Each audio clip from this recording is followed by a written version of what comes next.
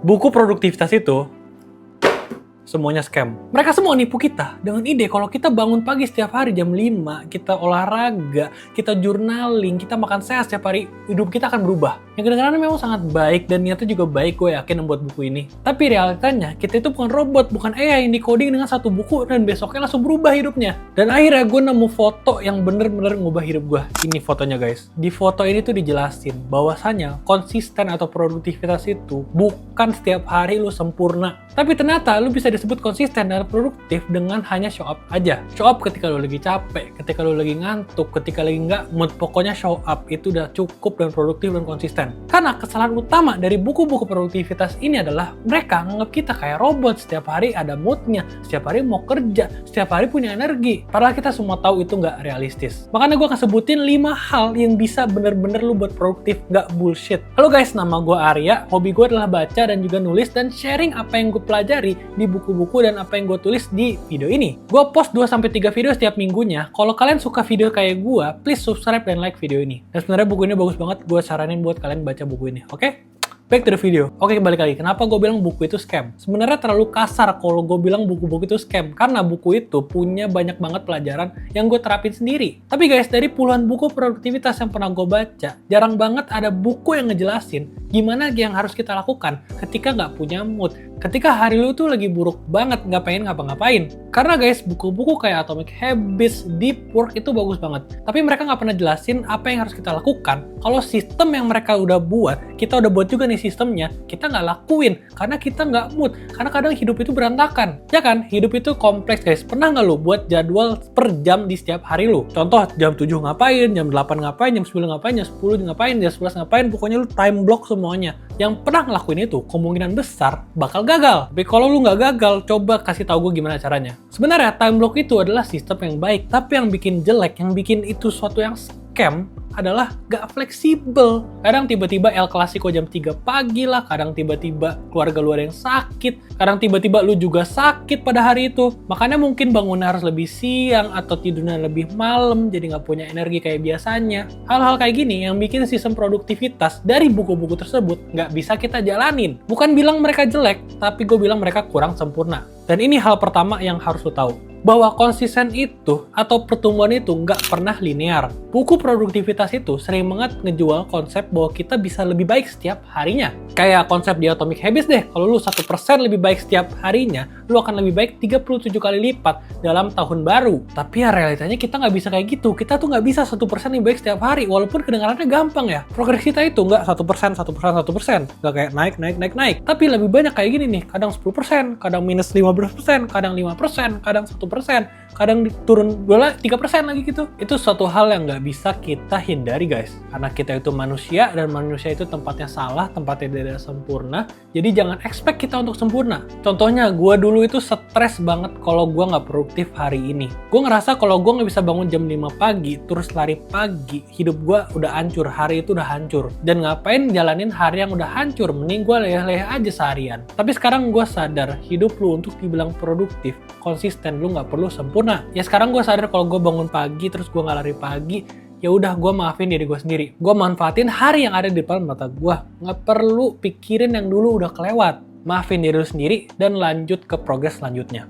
Selanjutnya, lu harus sadar kalau energi itu lebih penting dari waktu. Konsep ini gue dapet dari buku Tim Ferriss, 4 Hour Work Week. Dari judul bukunya sebenarnya terdengar agak scammy gitu. 4 Hour Work Week artinya jam kerja lu cuma 4 jam per minggu. 4 jam per hari aja udah kayak scam. Ini 4 jam per minggu. Tapi sebenarnya konsep itu datang dari bahwa biologis kita lebih dekat dengan karnivora. Dan kalau biologis kita lebih dekat dengan karnivora, berarti hidup kita kayak singa. Dan singa itu tidurnya lama banget, 12 jam bahkan lebih kalau nggak salah ya. Dan mereka cuma hunting tuh cepet banget. Dan hidup kita lebih mirip kayak gitu harusnya. Energi kita itu nggak perlu 8 jam per hari lu keluarkan terus. Sebenarnya kita lebih optimal kalau kita bisa kerja di suatu hal yang bisa burst energi gitu. Misal ada 1 jam tapi kerja lu banyak banget, itu sebenarnya lebih optimal kita. Dan sebenarnya ini nih, buku Deep Work ngejelasin itu. Di buku Deep Work ini, lu nggak pernah disuruh untuk kerja 12 jam sehari. Tapi sebenarnya Deep Work atau focus work itu cukup 4 jam aja per hari. Karena believe it or not, gue pernah coba gue kerja lebih banyak dalam setiap harinya. Tapi ternyata nggak lebih banyak juga hasilnya. Dan setelah gue terapkan fokus deep work ini 4 jam setiap hari, fokus gue dan hasil kerja gue itu jauh lebih banyak. Apa yang gue nggak suka dengan buku produktif adalah mereka tuh kadang nge-push kita untuk selalu mengerjakan suatu hal di hari itu. Lu nggak ada waktu untuk istirahat pokoknya. Dan ternyata nggak begitu guys, kecuali lu mau kayak Michael Jordan atau Kobe Bryant yang terbaik di bidangnya gitu. Ya memang harus seperti itu. Tapi untuk orang biasa kayak gue dan lu, mungkin 4 jam tiap harinya di deep work tapi harus fokus, itu lebih dari cukup. Tulis di kolom komentar kalau lu pada mau gue buat review buku deep work ya. Yang ketiga, sistem produktivitas yang lu buat harus lu buat untuk gagal, bukan untuk sempurna. Oke, saudara, gue dapet konsep ini dari margin of safety ya. Ini sebenarnya teknik investasi yang dipakai sama Warren Buffett. Tapi mungkin dari kalian nggak semuanya ngerti saham, jadi gue pakai analogi yang lain. Pasti lu pernah lihat jembatan kan ya? Dan ada sign-nya atau palangnya dia bilang maksimal 10 ton. Nah, menurut lu kalau ada truk 10 ton lewat jembatan itu, bakal ambruk nggak jembatannya? Mungkin dari kalian ada yang bilang iya, tapi sebenarnya nggak bakal ambruk guys, walaupun 10 ton pas. Karena palang itu nggak bener-bener jujur. Mereka nggak bener-bener bilang kalau 10 ton itu bakal langsung ambruk. Tapi sebenarnya engineer-nya udah ngitung berat yang maksimalnya bukan 10 ton, tapi bisa jadi 15 ton, 20 ton. Dia taruh 10 ton karena biar lebih aman. Biar kalau ada truk 15 ton ini ya bakal mikir 2 kali. Karena kalau maksimalnya 15 ton, terus kita lewati 15 ton, dia kan tetap ngeri-ngeri sedap gitu ya guys. Tapi dia kasih margin of safety namanya. Misal mestinya kuat 20 ton, tapi dia bilang cuma 10 ton. Dan itu sistem anti gagal yang harus lo buat. Dulu mungkin kalau lo udah baca banyak banget buku tentang produktivitas, video-video tentang produktivitas, lo pengen banget setiap jam lo itu kaku gitu. Jam segini gue lari, olahraga, jam segini gue kerja. Ya kan, pasti pernah. Nah, itu yang gue bilang tadi, sistem itu rawan banget untuk gagal. Sistem produktivitas yang baik sebenarnya adalah ketika lo gagal, sistem itu gagal, lo bisa lanjut, masih bisa produktif. Ya, balik lagi sebenarnya sistem dan time block itu masih penting ya guys, gue masih pakai juga. Nah, instead lu nulis apa yang lu harus lakukan pada hari itu, pada jam itu juga, lu bisa kosongin aja. Contoh nih, jam 9 sampai jam 11 setiap hari gue blok sebagai deep work. Nah, apa deep work itu? Ya gue nggak isi, karena gue ingin fleksibel. Gue nggak perlu isi, bahwasannya pada hari itu gue harus kerjain tesis atau ngerjain apalah itu. Pokoknya gue tahu jam segitu gue harus fokus. Dan gue juga tentuin target. Contoh, gue pengen deep work 4 jam setiap harinya. Kalau misal jam 9 ternyata gue ada acara, atau ternyata ada suatu hal yang bikin gue nggak bisa ngelakuin itu, ya gue mundurin di jam 11 contohnya. Tapi yang penting outputnya sama dari target gue, misal 4 jam. Sistem itu harus begitu guys, harus fleksibel. Karena hidup itu nggak menentukan, dan kalau lu nggak buat sistem yang fleksibel, sistem lu bakal hancur. Dan pelajaran keempat, lu harus tentuin cukup lu hari ini. Nah guys, sistem cukup ini sebenarnya gue keinget di hari-hari sekolah gue, waktu ada KKM. Saat lu udah dewasa dan udah mulai tua, udah mulai seperempat abad, hidup itu nggak ngasih lu KKM. Kalau dulu mungkin nilai 75, nilai 80 tuh masih oke gitu, lu masih bisa naik kelas. Tapi kalau sekarang saat datangnya KPI, saat datangnya target sales, ya semuanya sudah hilang.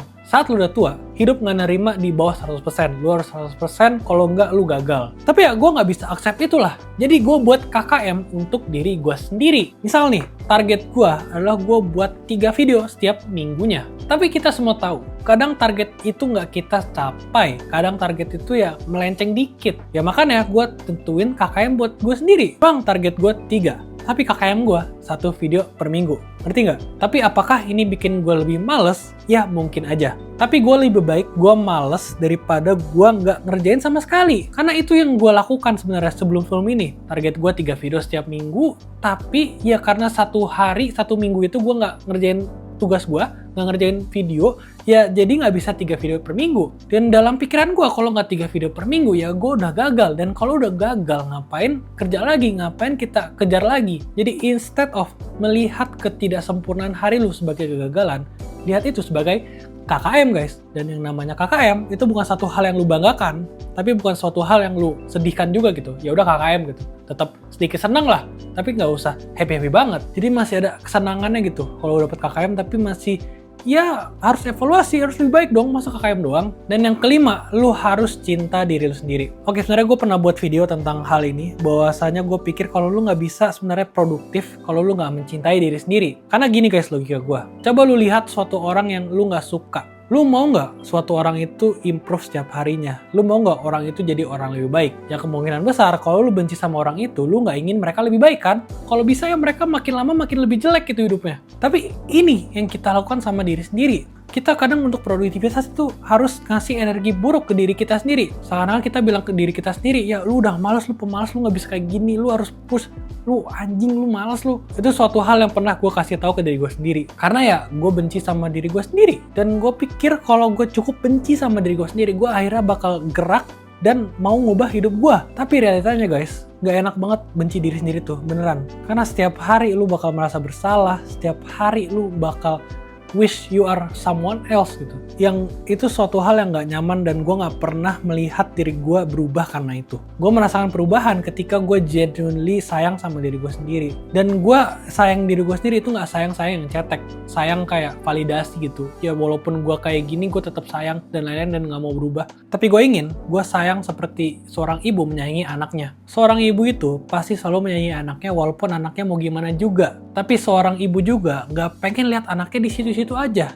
Pasti pengen selalu berkembang. Dan itu yang gue lakukan sama diri gue sendiri sekarang. Di saat diri gue sekarang mungkin gak sempurna, tapi tetap gue sayang. Tapi di saat yang sama juga gue tetap ingin berkembang, ingin lebih baik, gue push diri gue sendiri. Tapi bedanya dari dulu, yang datangnya dari kebencian, sekarang datangnya dari cinta. Dan mungkin produktivitas yang datang dari kebencian bisa works buat lu, tapi gak works buat gue. Jadi kalau misal lu pernah coba dan gak works, coba cara gue. Inti dari video ini adalah, kalau lu bisa kok hari lu itu produktif, walaupun hari lu gak sempurna. Karena kita manusia, penuh salah, penuh emosi yang berantakan, dan itu nggak apa-apa. Gue sebenarnya belajar lebih penting untuk lu bisa bangkit lagi ketika lu jatuh dibanding lu jalan terus. Kalau lu suka video ini, like dan subscribe. Bye-bye.